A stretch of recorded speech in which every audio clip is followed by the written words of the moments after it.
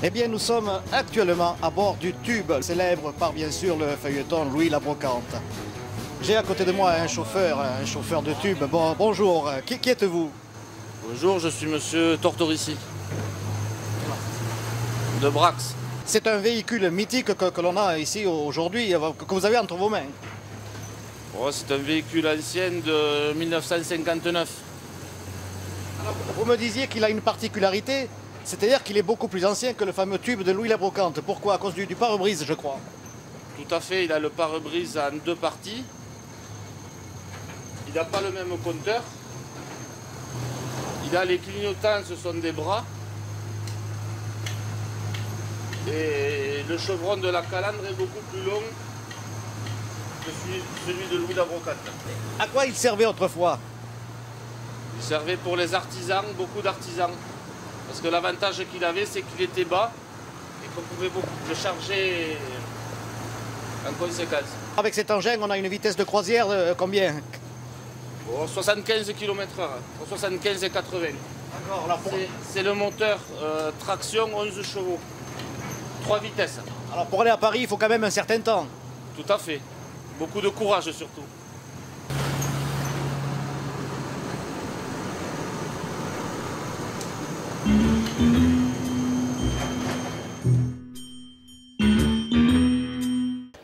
En direct du salon Auto Moto Rétro Colomiers, édition 2014.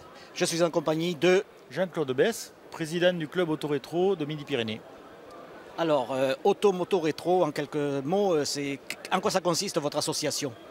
Eh bien, nous sommes un club multimarque, donc de voitures anciennes, voitures qui ont au moins plus de 30 ans. Le club existe depuis 1978.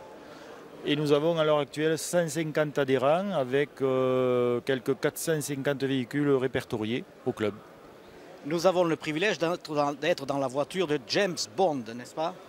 Voilà, c'est un exemplaire identique au deuxième film de James Bond contre Dr No. Donc c'était Sean Connery qui à ce moment-là s'est servi d'une voiture similaire à celle-là. Oui, voilà. Je vois d'ailleurs qu'il a oublié un de ses gants, mais enfin, on le laissera. Voilà.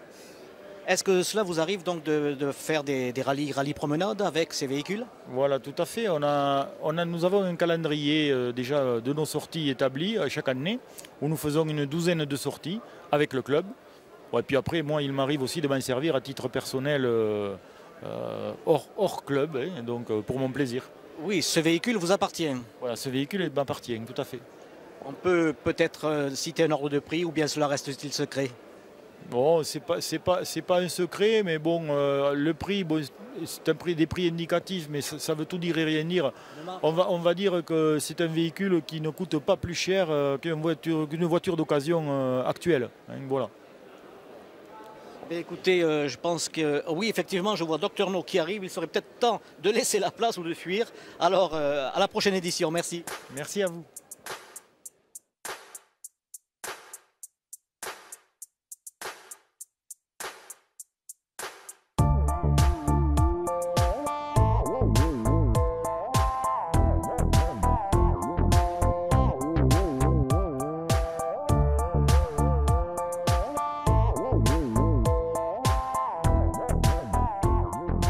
Eh bien, puisque ce salon a l'initiative d'être en même temps branché sur le cinéma, les véhicules mythiques pour le cinéma, donc je suis à présent sur un studio de tournage et comme vous pouvez le voir, mon assistante ici présente ne bronche pas. Colomiers est fier bien sûr de montrer aujourd'hui cette réalisation.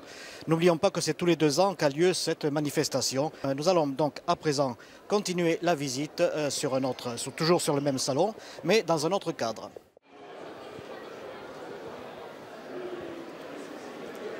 Monsieur, bonjour, je vous vois rêveur. Avez-vous des envies peut-être? Oui et non, parce que mon frère m'en a envoyé une, j'ai la chance. Je regarde la différence surtout entre le coupé et le cabriolet, quoi, voilà. Ma foi. 1909. L'année s'annonce comme particulièrement troublée. Le ministère Clémenceau, qui gouverne la France, a devant lui de sombres perspectives. Et pourtant, une certaine société privilégiée continue d'entretenir avec insouciance le mythe de la belle époque. et l'on oublie souvent les problèmes graves de la scène internationale. Monsieur Clémenceau, vos flics maintenant sont devenus des cerveaux incognito. Ils 3, ont 2, laissé... 1, ça tourne. Bonjour Christian Dorbes, à bord de ce véhicule extraordinaire. Quelques mots, qui êtes-vous et cette voiture?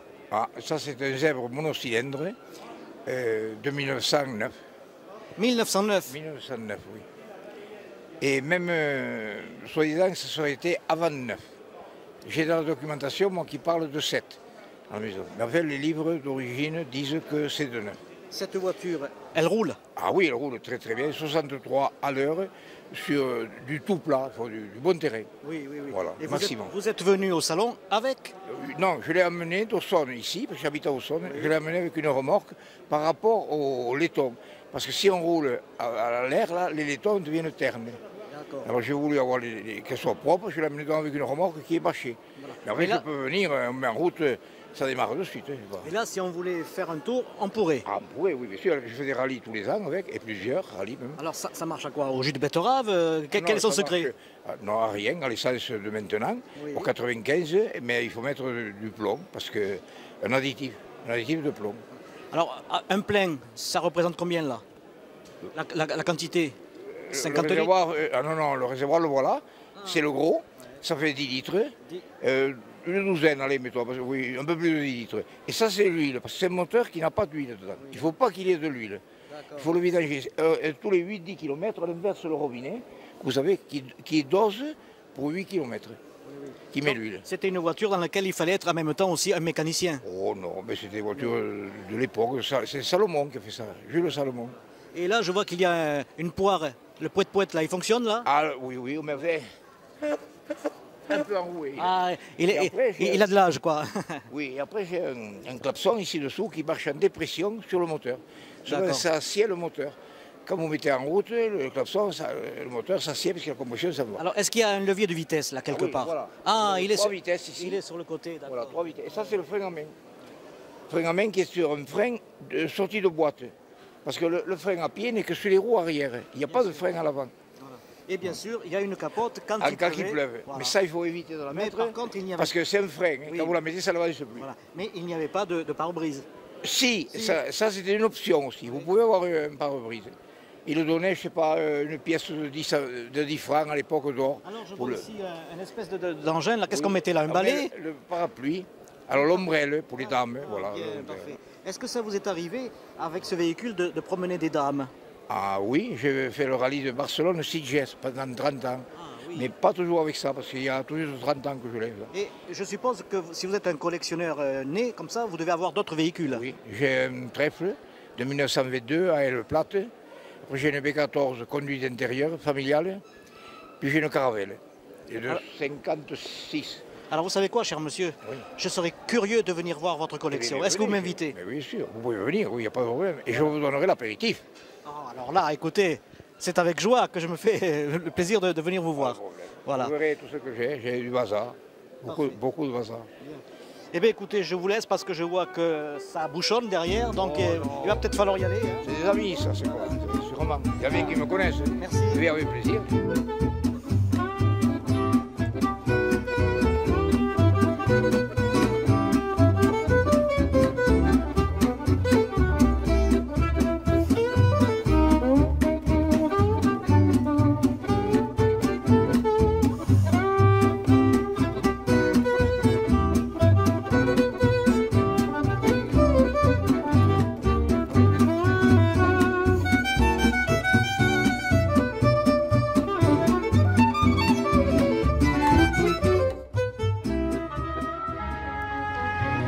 De loin, le voici en chair et en os grâce à son célèbre tube Citroën, Louis Roman, j'ai nommé Victor Lanoux.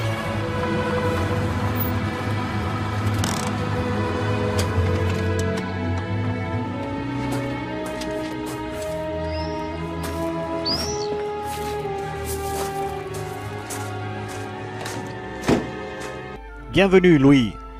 Ah, il m'a semblé vous apercevoir. Alors, sûrement fatigué avec cette route? Non, non. Non, non, je prenais l'air, c'est tout. J'espère que vous avez un grand téléobjectif. Bon, je suis désolé, Louis n'est pas là, mais il a dû s'absenter, donc je suis son assistant, je peux vous proposer tout un tas de notre brocante là. Oui, mais vous comprenez, hein, Louis la brocante, on aurait bien aimé le voir. Où est-il? Il est souffrant ces temps-ci, donc il n'a pas pu venir, mais je suis... Bon, alors qu'est-ce que vous avez à nous proposer? Tout dépend de ce que vous cherchez. J'ai des trucs magnifiques, vous voyez, des meubles, des objets, des jeux, des... Est-ce que ça vous arrive de résoudre des enquêtes? Qu'est-ce que vous appelez? Des enquêtes policières? Ah oui, oui, Louis l'avocate, lui, il est un peu spécialisé dans ce type de truc, oui, bon, bien sûr. Mais enfin, tout se passe. Je suis un ancien président du club auto-rétro Midi-Pyrénées. Donc, nous sommes un club, nous avons 165 membres, nous avons 450 véhicules anciens en état, des motos, des cyclos, nous avons un parc automobile intéressant. D'ailleurs, vous n'avez qu'à voir.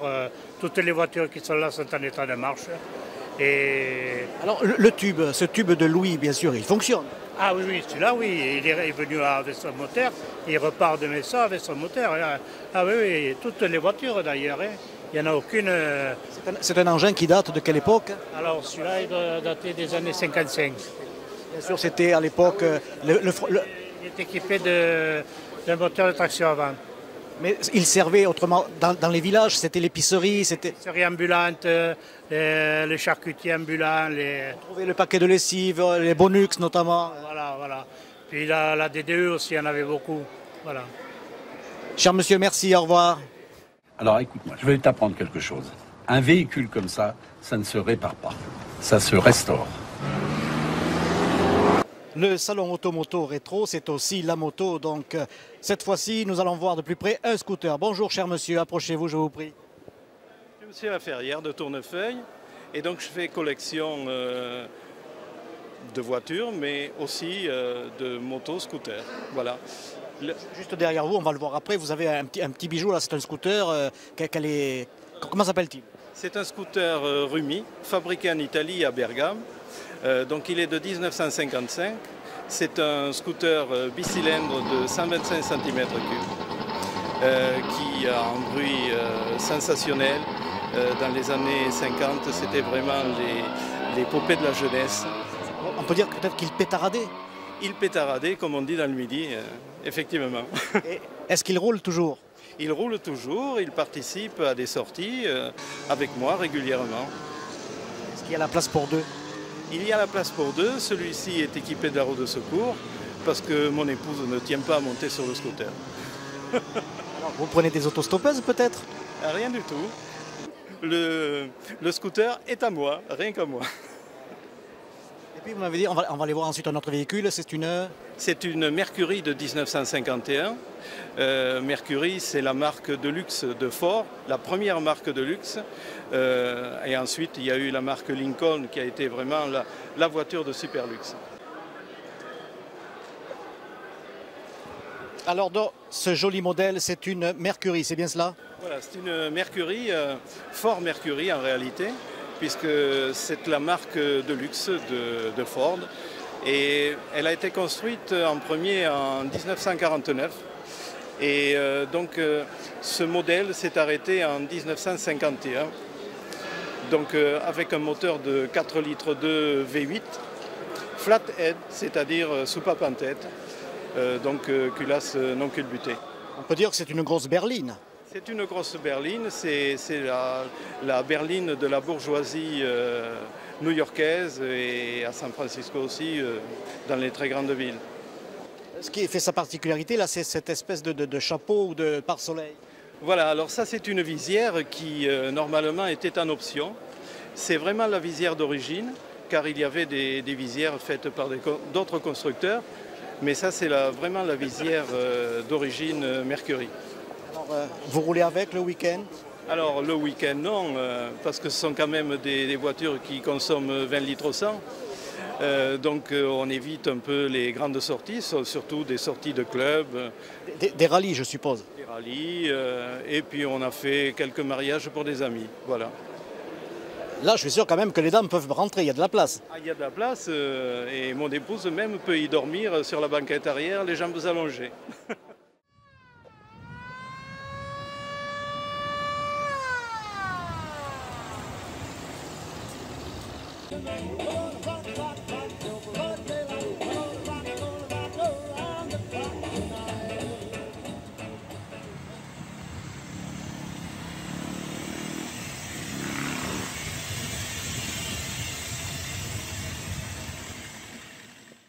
Jacques, bonjour, bienvenue à Colomiers.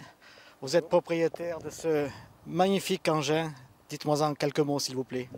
C'est une Cadillac de 1957, équipée d'un moteur V8 6 litres de 300 chevaux. Après, c'est une voiture très lourde, fait 2 tonnes et demie. Et ça roule. Ça roule. Alors ça roule donc depuis 1900, vous m'avez dit 1956 1957. Ah, 1957, c'est étrange parce que c'est à mon âge. Ah ouais, c'est un bon âge. Vous roulez depuis combien de temps avec ce véhicule? Ça doit faire une vingtaine d'années que je l'ai. Êtes-vous peut-être propriétaire d'autres véhicules de collection? Oui, j'ai une Pontiac Transam pour rouler tous les jours de 79. Pareil, un V8 de 6 litres 6 aussi. Et après, c'est une passion, donc ça fait des années que je roule avec des voitures anciennes, européennes, américaines, mais plutôt maintenant américaines parce qu'il y a la facilité de trouver la pièce détachée. Disons qu'au niveau réparation ou autre, vous avez davantage confiance dans la voiture américaine, c'est cela? Oui, c'est ça. Ouais. C'est-à-dire, l'avantage, c'est qu'on peut trouver encore de la pièce détachée sur des voitures qui datent des années 60, 70, 50. Ça commence à être un peu plus gagnant, mais on trouve tout quand même. Même sur des voitures qui peuvent aller jusqu'à 1930, alors que sur les voitures qu'on a en Europe, il faut passer par des clubs, c'est un peu plus compliqué. Celui qui veut rouler tous les jours avec, ça va être assez galère. Alors qu'une auto comme ça, il y a... Alors ça c'est une voiture, comment on va dire, une voiture de luxe. Est-ce qu'elle ne sort que uniquement pour des rallyes ou bien des expositions comme cela? Oui, celle-là, j'avoue, je ne vais pas faire des courses avec. Ça m'arrive, mais c'est assez rare quand même. J'en ai d'autres qui sont un peu moins volumineuses. Bon. Là, on ne fait pas de courses avec ça, on fait des rallyes. Ah oui, non, quand je dis les courses, aller faire les courses en supermarché. Mais ça m'est déjà arrivé de l'amener.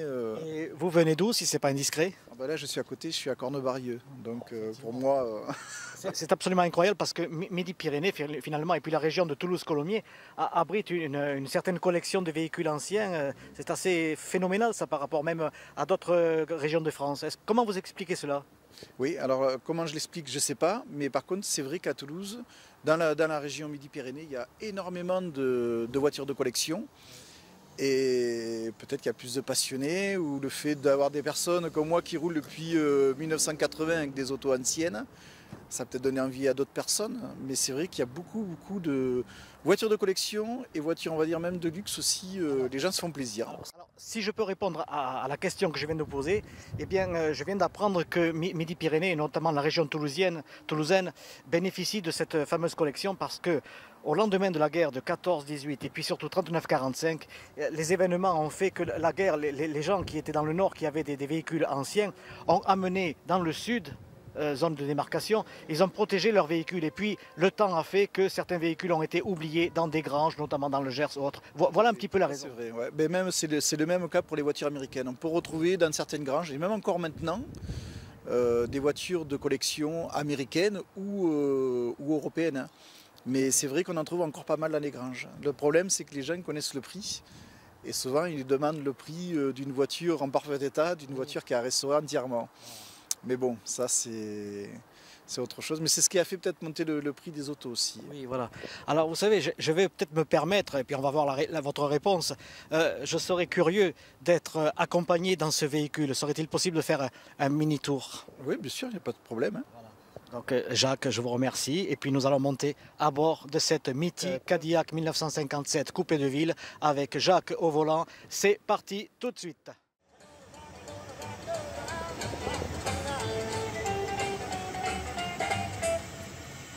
Alors Jacques, je vois qu'il y a un micro à côté de votre volant. À quoi sert-il ce micro? C'est le levier de vitesse. Bon, après le levier de vitesse sur une américaine, une fois qu'on a passé la vitesse, il n'y a rien d'autre à faire, ça roule. C'est automatique, donc faut laisser la voiture rouler. Alors là, bien sûr, on a l'impression de se prendre pour James Dean, la fureur de vivre. C'est les années 50 américaines à Colomiers, il faut le faire, n'est-ce pas? Oui, oui, c'est vrai. Et il faut savoir que Elvis Presley, sa première voiture était une Cadillac, sa voiture personnelle. Hein. C'était une Cadillac de 1957, comme celle-là, cabriolet. Après, il y a eu beaucoup de stars de l'époque, comme Jerry Lee Lewis, le pianiste rockabilly, qui avait une Cadillac comme ça aussi, rouge, cabriolet aussi. On peut dire que c'est des voitures mythiques qui ont servi bien sûr aussi pour le cinéma. Oui, beaucoup, ouais. Ouais, beaucoup.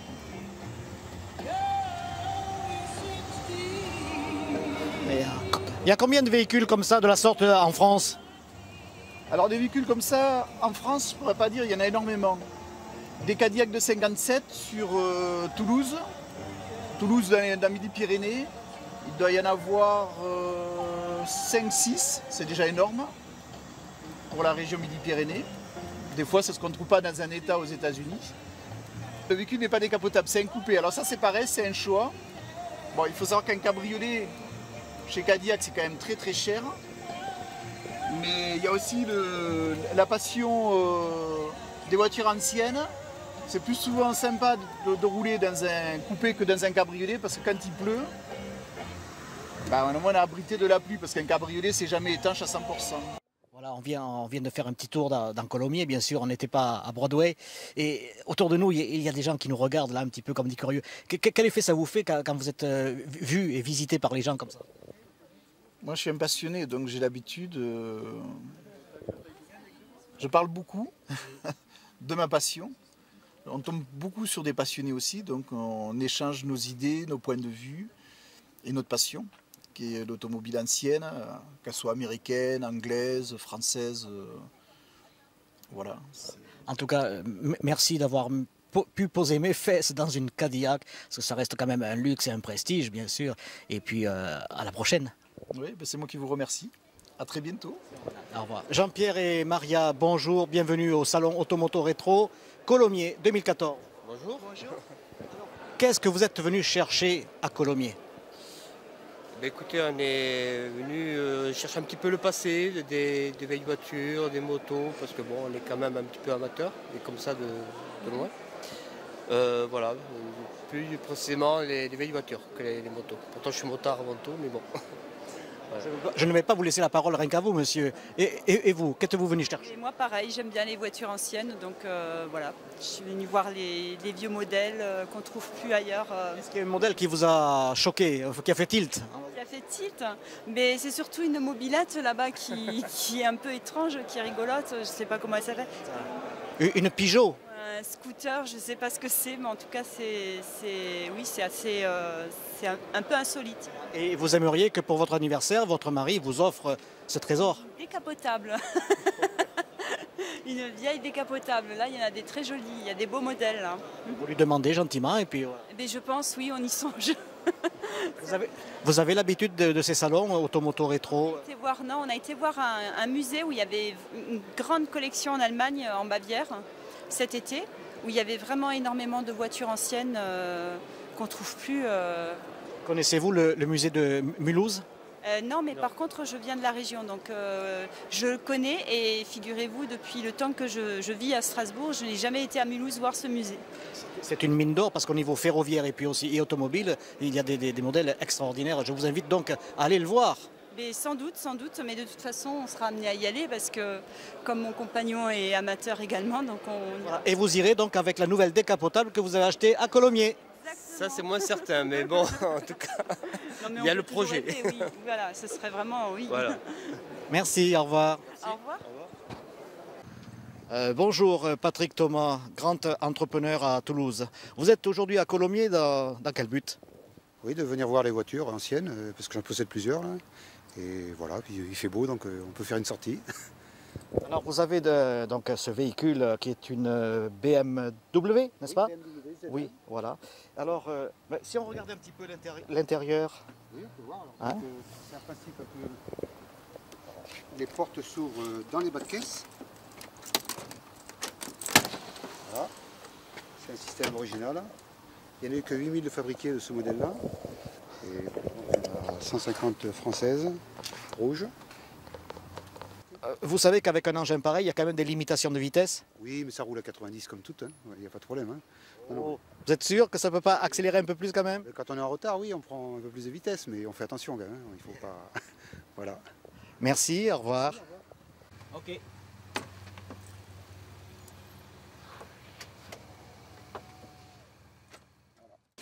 oui, à côté du Rumi, l'Ossigilé, de l'homme invisible. D'ailleurs, il n'est toujours pas visible, il est caché.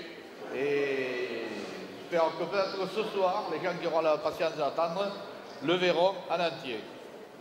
Parce qu'il va bien venir récupérer sa voiture. Antoine, bonjour. Collectionneur de voitures peut-être? Pas collectionneur, mais on va dire amateur. Alors qu'est-ce que tu peux me dire sur ce salon? Qu'est-ce que tu es venu faire ici? Regarder des voitures d'époque, comme par exemple celle-ci. Tu es un passionné de voitures? Oui, c'est ça. La question qui se pose, est-ce que peut-être plus tard tu vas être pilote de course? Peut-être. Tu aimerais bien? Ouais. Tu as quel âge? 10 ans. Et je t'ai vu hier arpenter le salon, disons, toutes les allées des voitures. Tu es plus que passionné en fait. Est-ce que tu connais un petit peu la mécanique? Pas beaucoup, mais un petit peu quand même. Est-ce que ton papa est collectionneur de voitures peut-être? Pas mon papa, mais mon grand-père par contre. Et il expose ici des voitures? Non, mais normalement il devait exposer. Écoute, je te souhaite une bonne journée, au revoir. Au revoir.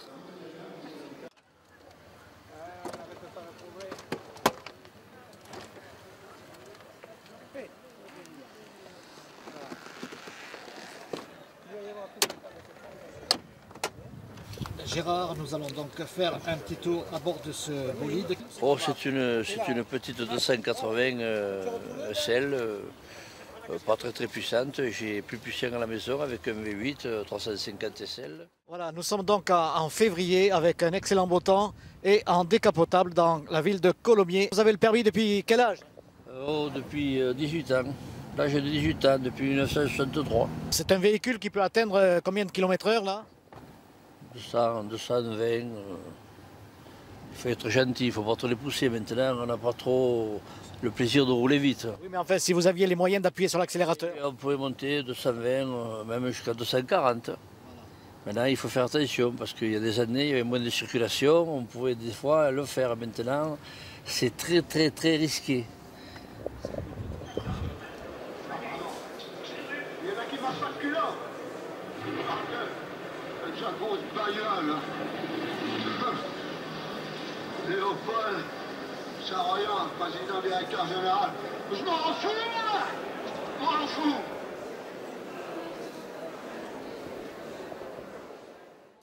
Donc, bonjour Bruna, vous êtes directrice, non, peut-être secrétaire ou trésorière de cette association. Quelques mots peut-être?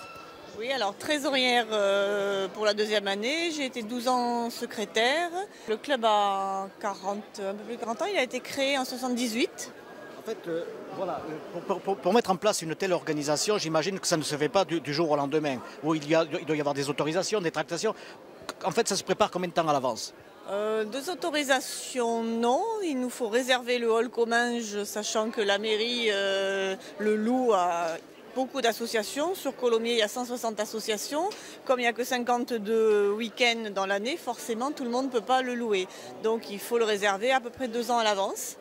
2 ans à l'avance? 2 ans à l'avance, sachant que l'on paye à peu près 6 mois avant. On ne fait pas une vente, pas de bourse, donc pas de vente au déballage, donc pas d'autorisation préfecture. Comment viennent les propriétaires des véhicules? Est-ce qu'ils sont contactés ou bien sûr ils sont connus? La majorité des véhicules sont au club. On a une base de données avec pratiquement 600 véhicules. 600 véhicules, c'est énorme. C'est beaucoup, mais on est 155 adhérents, donc 600 véhicules, je suis sûre qu'elle n'est pas tout à fait à jour. Donc une fois qu'on choisit le thème, donc ça c'est le plus difficile, on liste tout ce que chacun a dans l'idée, et puis après on essaye de trouver un thème qui fera venir des visiteurs. Cette année on a choisi le cinéma, il y a 2 ans on avait choisi les années 60. Excellent choix, le cinéma, bien sûr, puisque la voiture mythique, bien sûr, ça fait en même temps de la publicité pour la marque, et puis ensuite, ça reste dans les annales. Voilà. Alors la marque, on fait venir les marques modernes, parce bon, ils sont sponsors. Donc après, on a une recherche de sponsoring pour nous payer toute la publicité que l'on met, que ce soit les télés, les radios, et bien sûr la presse écrite. Juste à côté de moi, j'ai une autre dame. Quelle est sa fonction? Parce que je sais qu'elle ne veut pas trop parler.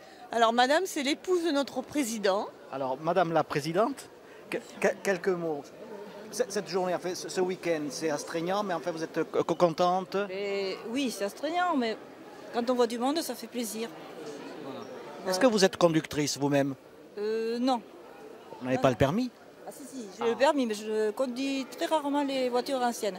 La Sunbeam, oui, mais après, mon mari aime bien conduire. La Sunbeam, c'est la voiture de James Bond. Exactement. Oui, j'ai vu qu'il y avait encore un impact de balle à l'intérieur. C'est normal, ça? Ah ça, je sais pas. Ou alors c'est quelqu'un qui nous l'a fait il n'y a pas longtemps. D'accord, vous conduisez cette voiture. Oui, c'est là j'y arrive. Quand vous faites des rallyes, j'imagine que vous avez une garde-robe assortie peut-être, non? Non, non, pas spécialement. Non. On est en tenue tous les jours. Non, je vous voyais avec grand chapeau, crinoline. Alors, non. À part, des fois, quand il y a vraiment, ils nous demandent un thème, une fois on a fait les années 60, il a fallu s'habiller en années 60. Eh bien, mesdames, je vous remercie. Et puis, il est temps de rendre l'antenne, n'est-ce pas? Et donc, à une prochaine édition. Donc, ça sera dans 2 ans. Et ça sera le 20e. Et ce sera le 20e, donc un grand anniversaire. Peut-être que vous doublerez la capacité. Non, parce que le hall, on ne peut pas le doubler. Si on sert plus les voitures, on ne les voit pas bien. Et si jamais le hall commun venait à se transformer, à s'agrandir encore? Ah ben, on aura de la matière. Voilà. Merci, au revoir. Et bien voilà, donc l'édition Automoto Rétro 2014 Colomiers se termine sur ces quelques images. Une affluence quand même assez record, puisqu'on peut compter environ déjà de ce matin dimanche, il y avait 300 spectateurs. Cet après-midi, on en a vu à peu près arriver le double. Donc sur l'équivalent de 2 jours, on va pas dire qu'on aura compté 1500 à près de 2000 invités, enfin non, spectateurs, qui auront assisté à cette démonstration de cinéma, le cinéma avec la voiture, bien sûr, la voiture mythique qui a fait connaître les marques et puis ensuite, bien sûr, les ventes. Et cela reste toujours quand même un prestige d'associer la voiture et le cinéma. Voilà, donc au volant de cet engin assez extraordinaire, je vous dis à la prochaine édition dans 2 ans. Nouveau thème, nouveau sujet, voilà. Au revoir. Monsieur Clémenceau, vos flics maintenant sont devenus des cerveaux incognito. Ils ont laissé leur vélo, leurs chevaux. Pendant ce temps-là, dans les romans, certains nous racontent comment faire un casse tranquillement pour tuer